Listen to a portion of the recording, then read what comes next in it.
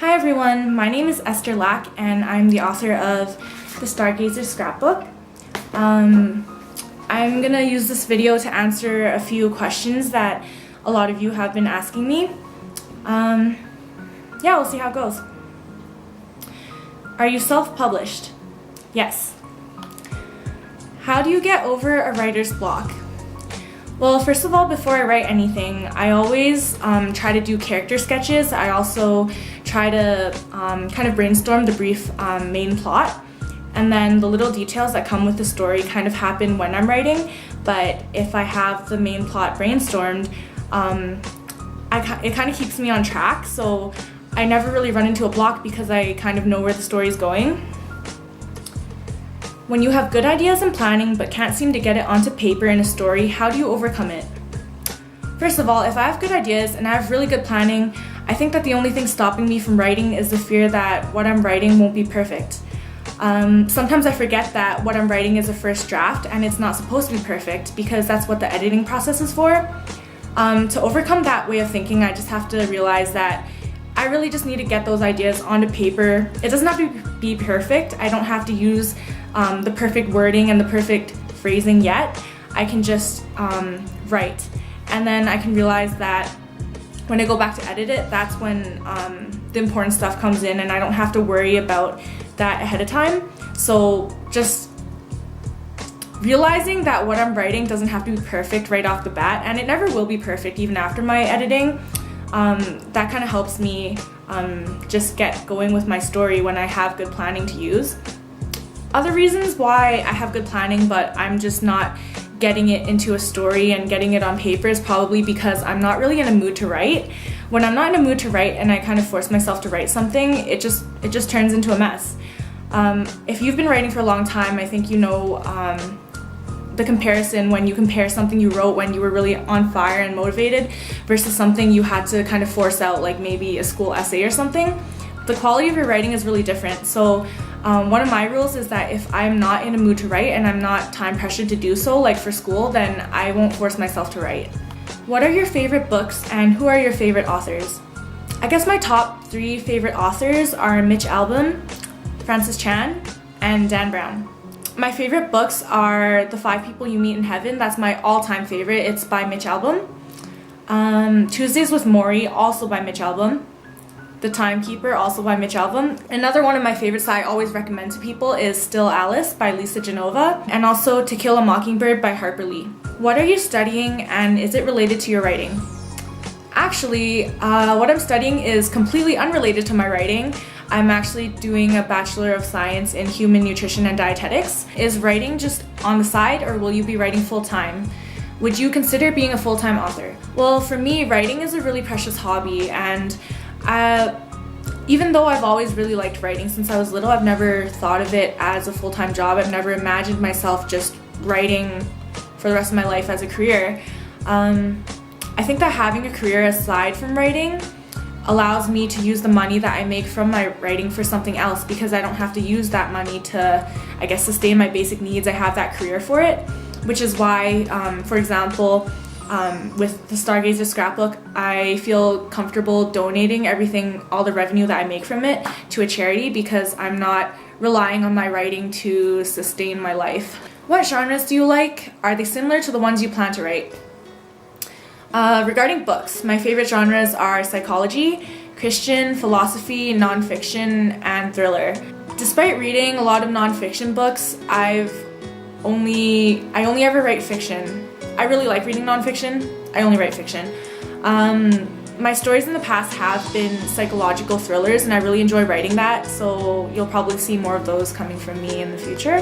Do you get your inspiration from other books, objects, or people? Actually, I get my inspiration from everywhere, so I guess all of the above.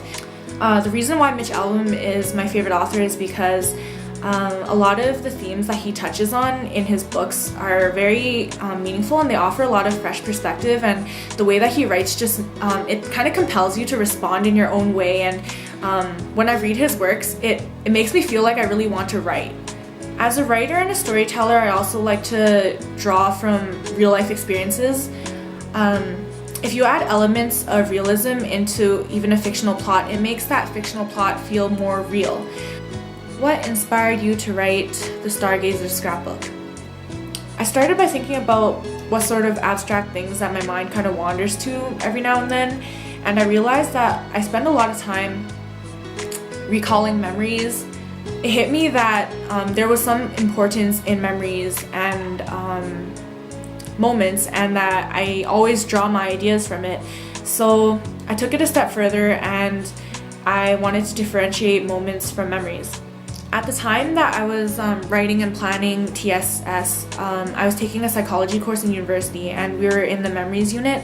I learned that when you recall memory, it's a reconstructive process, so what you recall is actually not always accurate to what actually happened, and that kind of interested me.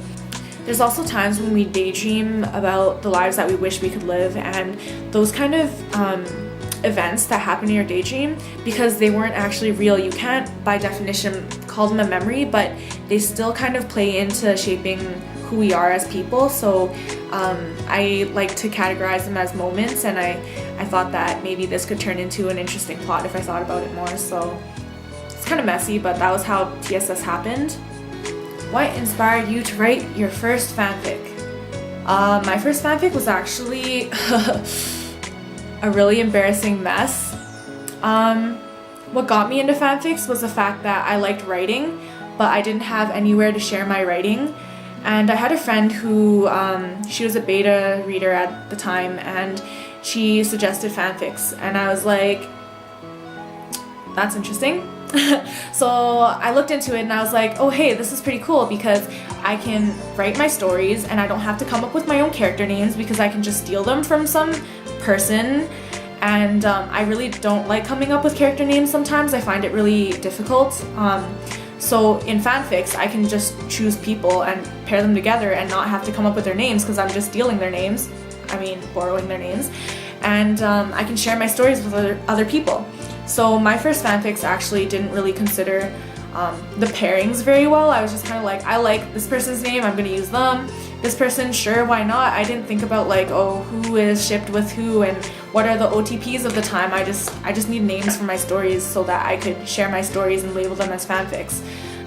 What was self-publishing like?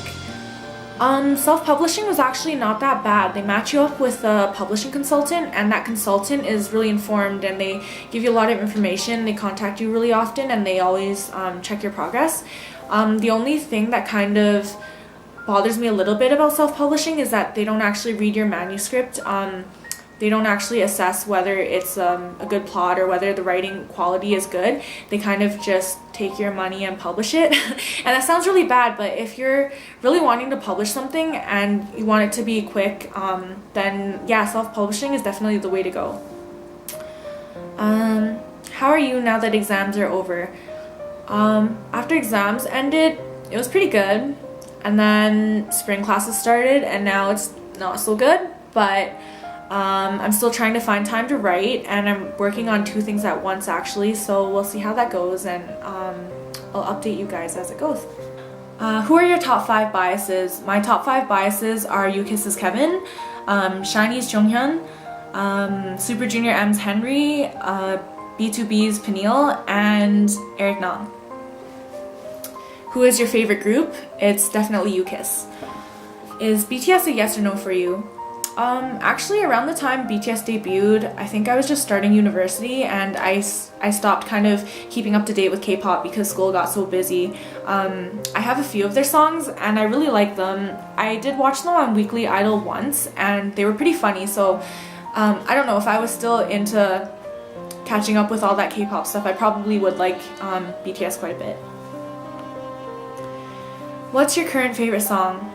My current favorite song always changes actually, probably every few weeks, but I think right now my favorite song is, it's a Japanese one. It's called Oblivious by Calafina, and it's from my favorite composer ever, Yuki Kaijira.